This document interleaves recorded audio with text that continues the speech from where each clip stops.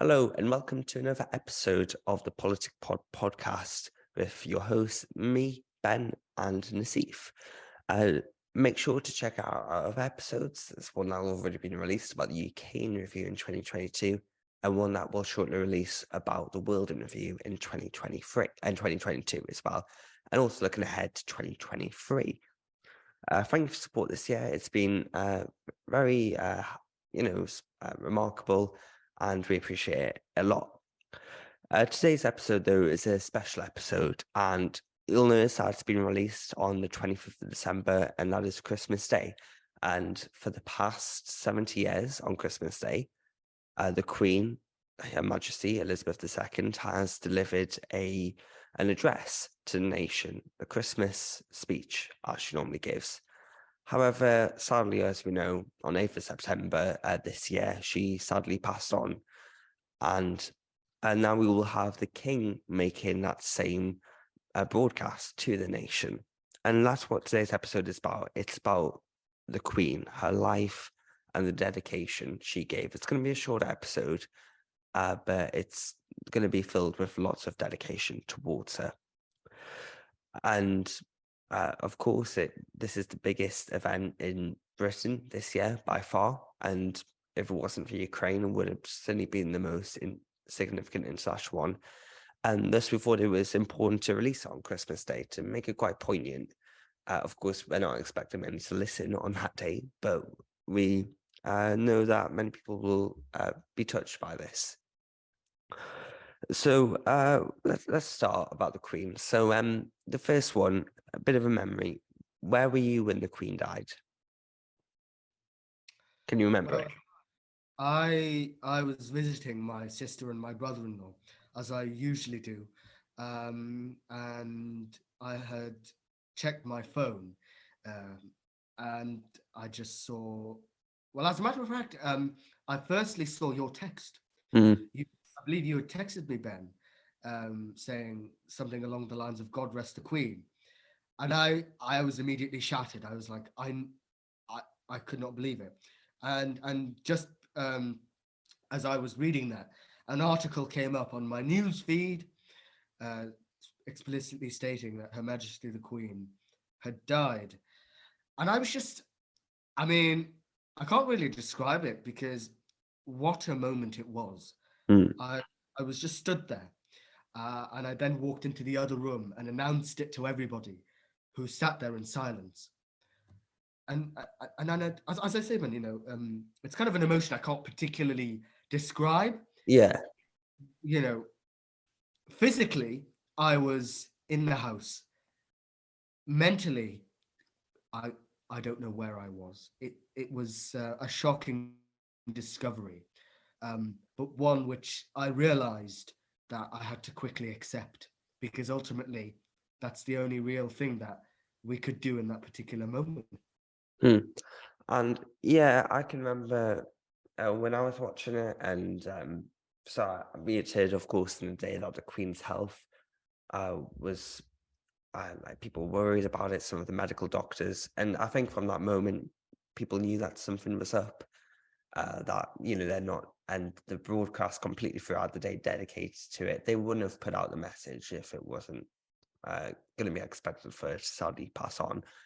And I was sitting watching the BBC coverage, and I was thinking if they're going to make an announcement, because they kept on talking about how they'd expect an announcement from the palace, and I expect it to be on something like 6 o'clock or half six or seven, rather than just any random time. And I remember half six waiting, and he, and they just cut out the camera. Hugh Edwards had stopped talking, and they just had it was Buckingham Palace with the flag at half mast. Initially, my eyes were zoned out at that point, so I didn't realise that was Buckingham Palace or that the flag was at half mast. I thought it was just a picture of Balmoral from my eyes being zoned down. But then there was a moment of silence. That's when I thought, oh, okay, they're going to make an announcement, and that's when Hugh Edwards he put it very well. Told him how Her Majesty is passed on after 70 wonderful years on the throne, and I mean, yeah, you knew it was going to happen. All the presenters were in black, and the royal correspondent. I can't remember his name, but he did say that he was looking at the photos, some royal members going into Balmoral and saying, you have to look at the signs. I'm not going to speculate, but you have to see what's in front of you. But the way someone put it is that it was expected. She was 96 years old, but it was all the more shocking.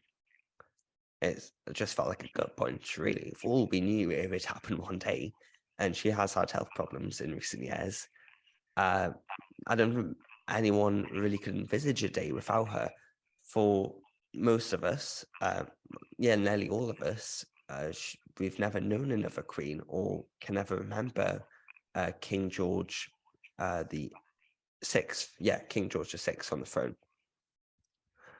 But what a legacy! 70 years, absolutely remarkable. The change has occurred throughout that time. What do you think about the Queen's legacy? I think the legacy of Queen Elizabeth II is one that is firmly cemented in the books of history, where Liz Truss will probably receive a small subsection of a page for her, what was it, 44-day premiership. Yeah, Her Majesty will receive entire shelves, and I think rightly so. I went book shopping the other day, as a matter of fact, and I walked into Waterstones, and there was just shelves of biographies and books and all sorts of things about the royal family, but more so specifically about Her Majesty the Queen. And I think, to me, seeing that, I quickly understood that that is the sort of legacy she'll leave behind, not just one of an inspirational character and one of an incredibly, motivating leader, but one of ultimately just a naturally good person, a naturally brilliant human being. Mm, And I think that's definitely the legacy show. And I hope that even if future generations who won't know the exact sentiment of being one of her subjects, I hope they can at least understand when they study history. I hope they can understand what a phenomenal person she was, and that they can sympathize with the emotion that came with supporting her, regardless of whether you support the monarchy or not. People respected her, monarchists and Republicans alike, friends and enemies alike. Um, and I think the fact that she was such a good leader, but also an even better diplomat, made her, mm. perhaps, I would argue, the best monarch in history. Yeah, absolutely. She's, of course, nowadays, monarchs, especially in Britain, don't play nearly as important role as they did 1,000 years ago. But the way that she was still able to exert so much love and compassion and diplomacy and wiseness uh, throughout her reign, it was really remarkable. And I think the Queen means a lot to many people, not just in the UK and not just in the Commonwealth and the realms, but completely around the world. And let's talk about some of the international outpouring. Of course, we're talking just before this episode about Liz Truss and the way that she led through the national period of mourning. So, what do you think of her? I think, regardless of what you think of Liz Truss and her genuinely chaotic time as Prime Minister, she definitely was off to a very good start when, just 2 days into her premiership, she received the shock of a lifetime, having to give, um, essentially the official obituary in front of Number 10 Downing Street. And I think that speech that she and her staff had worked on, definitely well written, definitely suited the situation, and I think she very much expressed the feeling of the nation in that speech, um, and the manner in which she had delivered the speech was, I think, completely appropriate for the situation. Very toned down, nothing, you know, artsy and crafty. She just directly um, commented on the legacy of Her Majesty and certainly expressed the feeling of Britain at that particular point in time. And as I say, regardless of what you think of Liz Truss, you do have to credit her. 2 days into her being at number 10 Downing Street and having to prepare for something like that, I think it's something to give merit. Yeah, certainly. And actually, uh, probably what uh, made it worse for her premiership was on that day she announced the energy support plan, which was meant to be the big success, 2 days after becoming prime minister of her government. Of course, that was completely overshadowed by this much, much bigger story. But in addition, apparently that speech that she gave, that obituary, if as you could put it, outside 10 Downing Street, she created on that day where she was given a speech of what had been prepared for her to say. And she said, no, I want to do my own one. And she talked about what the Queen meant for her as an inspirational woman and whatnot. And I thought it was very pertinent. And regardless of think Liz Truss, I'm going to be honest with you, Ben. I didn't actually know that. yeah. Wow, wow, goodness. Mm. But also not just in the UK, the international one, as we just touched on before. Two of my favourite tributes were from Emmanuel Macron and Justin Trudeau. The former was saying that to you, she was your queen, but to us, she was the queen, and showing how important she was. And as he said, a diplomatic link, so good at that and so wise about the country. Many prime ministers have talked about how their weekly meetings were so vital. They weren't just some constitutional chore. They were very insightful into how the country was feeling, despite her being in this, rich palace all her life. She knew so much about the country. Also, Might- Sorry, just to add to that, she spoke French, so I think that certainly of helped. course, yeah, that Yeah. certainly helped. Didn't actually know that. Interesting. And as I said, Justin Trudeau, quite a tearful speech actually about what she meant to him personally, that she was one of his favourite people in the world. And aside from that, in Parliament, Theresa May and Boris Johnson gave really great stories about her. And we could go through every single world leader because everyone gave some sort of tribute. Of course, there was, the minority that would criticize the Queen and the monarchy in this time, but it was a fractional minority. It's completely overshadowed by the much larger outpouring of support and uh, tributes to the Queen. And one of those people, in fact, was Vladimir Putin, who has become enemy number one of the UK and the West, certainly this year. Even he, and we've talked about this over the past few months, even Vladimir Putin would send out a tribute to the Queen. And I think that just shows how great her mark that she has left on the world was and is to this day. Her legacy lives on. And she's a person of faith. I know many people in this country are a person of faith, myself, I generally include. Um, and of course, and if you believe in faith, then you'll believe that she's reunited with Prince Philip, her husband of many years. And I think that's a nice way to think about it as well. So I guess, what do you think about that? Even Vladimir Putin made a tribute to the Queen. My goodness, it shows. It really shows the work she put in, not just for the country, not just for the monarchy, not just for the people of Britain and the Commonwealth and the world, but also herself, inadvertently showing what a dedicated princess she was before she became queen, as everybody has been reciprocating that promise she had at the age of 21 in Cape Town to serve the imperial family, and that she would dedicate her whole life, be it long or short. That famous speech, and she certainly meant it.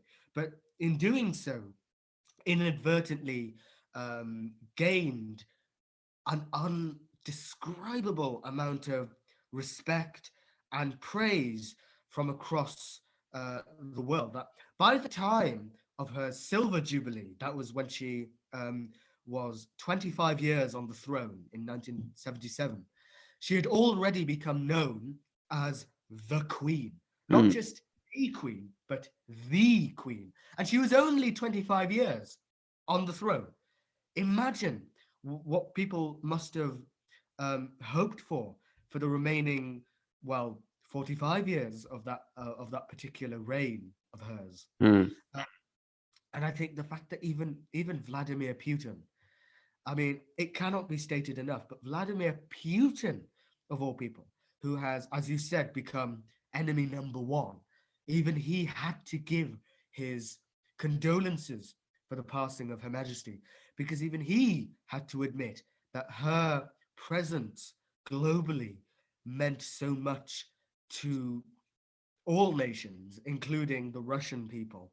Um, and I find that just remarkable. It's so brilliant, and I can throw as many superlative adjectives around, but it could not fathomably describe the the reputation that she had as a monarch, and certainly the um, inherited legacy she'll leave behind, and hopefully a legacy that is to be praised, appreciated, remarked upon, and taken by younger generations as a model to be of service and to be of goodwill to our fellow countrymen and the good folk of the world.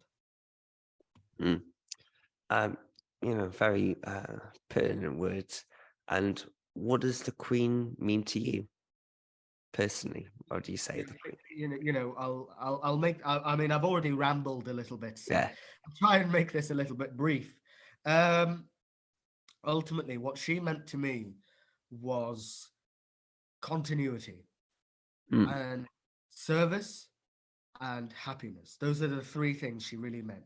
Continuity in the sense that she was just there, from Churchill to Truss, from World War II to war in Ukraine, from peacetime in the 50s to peacetime in the 2020s. It, it, it really shows the fact that she, as a monument, a living monument during her reign, on which people could rely, in spite of all the horrific and turmoiled events across the latter half of the 20th century and the beginning parts of the 21st. Despite all the turmoil and the wars and the violence and the uprisings and bringing downs and big shifts and changes, she's just been there. There was a time in her reign, when people were using screens thinner than pieces of paper made completely out of glass. And there was also another time in her reign when people were using computers the size of entire housing blocks. Quite frankly, she has seen it all, and she saw through it all, and people depended on that continuity. Service, I mean, let's not beat about the bush. Mm. Service, service, service. That's what she depended on, and that's what people received from her. And my God, was it magnanimous. And ultimately, the final point as to what she meant to me and to the world, really, is happiness. You know, during the pandemic, she gave her final Christmas speech. And I think this Christmas speech was perhaps the most poignant of them all, the cherry on top of the cake. Because her final Christmas speech back in Christmas last year of 2021, exactly a year ago, was so beautifully ended by the phrase, "We'll meet again." She believed in that. She believed in happiness, in spite of all the sadness and the upset, in spite of all the, you know, genuinely terrible things going across the world and here at home. She knew that faith and hope in better times to come, in a better tomorrow, and in a happy tomorrow was the ultimate goal of her reign and the ultimate goal of the country. And I think she very much believed in that. Happiness is what she strived for. And my goodness, I can't express it enough. She achieved it. Hmm. I completely agree with you there, Nasif. For me, the Queen represents history and tradition, but also progressiveness and a willingness to change of tolerism of different faiths, of different viewpoints, of different religions and different sorts of people. And I think that's perfect. She's almost a human yin and yang, two sides of the same coin. Well, two sides, yeah. And yeah, I think the Queen just means so much to people. It's almost impossible to put it into words. We can try our best, but I don't think we can truly carry that out. And her legacy will live on forever. Her reign has been so influential, but in many ways, her reign is not over yet. And another point to touch on, of course, the monarchy has and the royal family has experienced controversy over the past 70 years during her reign. It always has. But it rarely touched her personally. Of course, we've seen things with Diana, we've seen things with Harry and Meghan more recently, but there's rarely been a controversy specific to her. And but on that note, do you think the monarchy still has a place in modern day Britain? Yes, and I wouldn't just say that, but I think it's a complete necessity. We've had monarchy more or less in this country since the days of the Romans, and a 1,000-year-old set of dynasties, a 1,200-year-old line of monarchy, and a 2,000-year-old reputation of monarchy on these islands, or parts of um, the Isles, the British Isles. I think, you know, I just, I'm, I mean, perhaps this is coming from me as a monarchist myself, but I have to admit, I can't imagine a Republic of Britain. It just doesn't sound right. And I think, yeah, the monarchy is not perfect, but of course it's not. Uh, and it is cheaper than a republic. It is much more productive, much more symbolic. And I think ultimately it would be incredibly lackluster to have a president and to have another set of political elites taking over the Mm, symbolic part of the country. I think that makes no sense, and I think it would regress into something that we see in places like, let's be honest, the United States. And so I think monarchy isn't perfect in this country, and we don't obsess over it here. But that's the point. You're not supposed to think about the Queen, or in this particular case, the King. You're not supposed to think about the King every single day.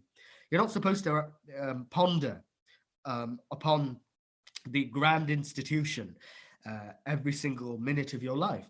But it's still there, acting as a constant tradition and as a constant institution of greatest service to the United Kingdom.